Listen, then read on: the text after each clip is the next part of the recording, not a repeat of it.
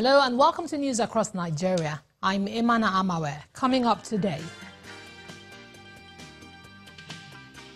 Nobel laureate Professor Wole Soyinka demands action to check herdsmen attacks across the country.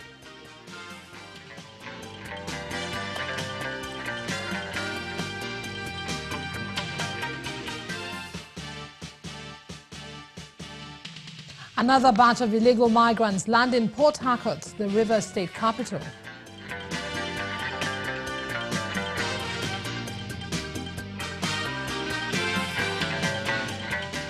And Lagos State Building Agency seals illegal structures.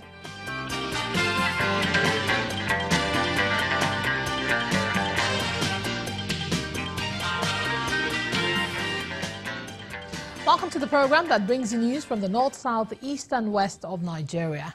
More Nigerians have been speaking up on the herdsmen crisis across the country.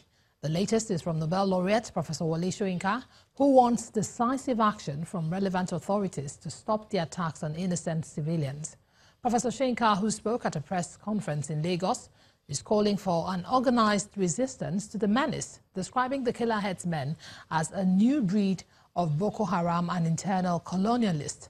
The Nobel laureate says he's not happy with what he describes as the body language of the government in handling the matter. He also condemned the proposal for the establishment of cattle colonies, insisting that ranching is the preferred option to resolving the crisis. I wish to commend the various governors and the various organizations which are now beginning to understand that they must start policing themselves. Whether they're taken to bows and arrows or cudgels is irrelevant. The important thing is the consciousness of a need for organized resistance against the incursion of cows and their leaders. In Ogun State, we have formed, well, not that we've formed, shall we say we've reactivated what was a formerly sort of informal organization called OSHA, which is OSHA, Ogun State Hunters Association, and we intend to collaborate with similar movements all over the place, and with the police and the military, if they want to take the phenomenon seriously, will be to ensure that any time they see an armed herdsman, they report to the nearest police. If by a certain time that group of armed herdsmen are not disarmed, then these organizations will move and disarm them. I mention this gradation deliberately because I don't want anybody to get the impression that war is being declared now. No. We have not reached that stage, and I hope we will never reach that stage. So it's not trying to whip up a ground. This is now civic defense. I'm very glad that we're now back to authoritative voices saying we need state police. We need to decentralize the police. The setting up of ranches, for me, just has got to be accelerated. It's got to be accelerated. Nobel laureate Professor Wole Soyinka. In another development, a policeman has been killed in Adudu community of Obi local government area in Nasarawa state by hoodlums who attempted to burn deserted houses in the area. The slain police officer was part of the mobile police team sent to the southern district of the state to calm tensions that broke out following panic migration.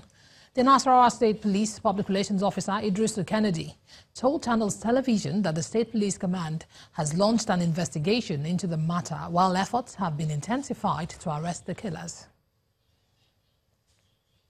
Former President General Abdul Salam Abubakar has met with President Muhammadu Buhari at the State House in Abuja. The meeting lasted about 25 minutes.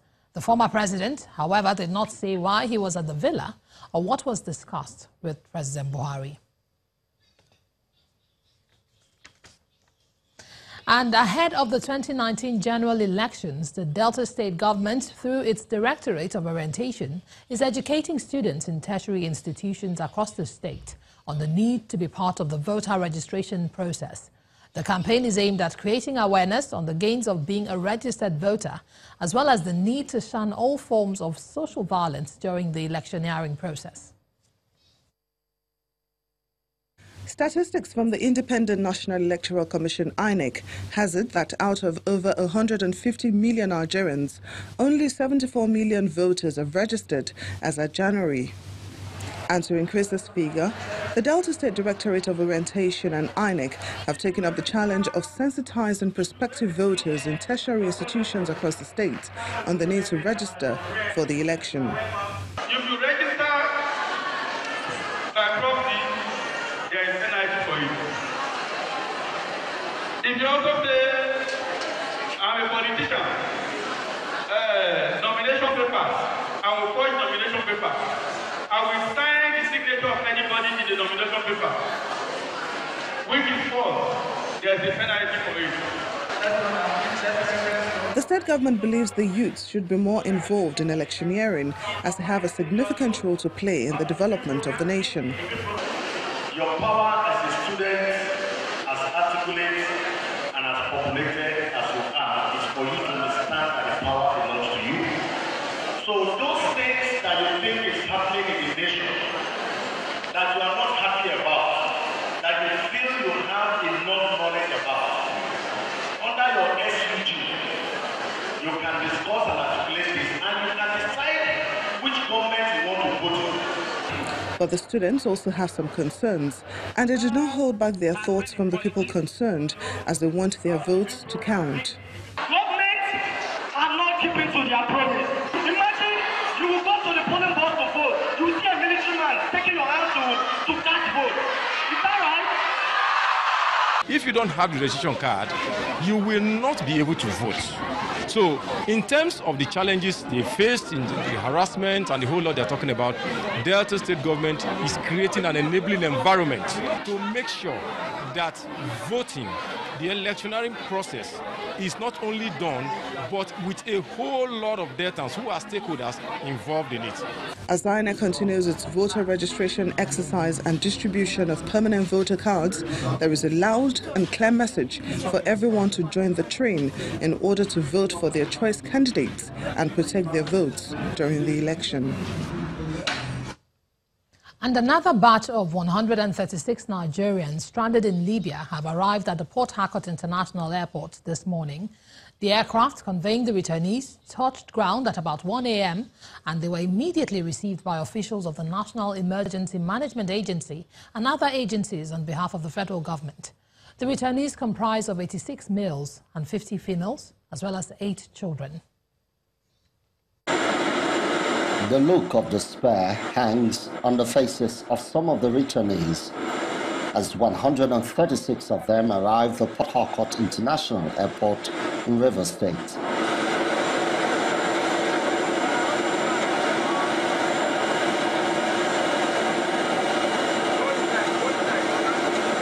This is the 5th batch of stranded Nigerians to return to the country through the evacuation window of the federal government. And as it has been recorded in the past, some of these returnees need urgent medical attention. The most important thing is that I'm alive, because if I tell you what I passed through there, you may not understand. It's a journey of life and death. It's a journey that if you come back, you need to tell God, thank you.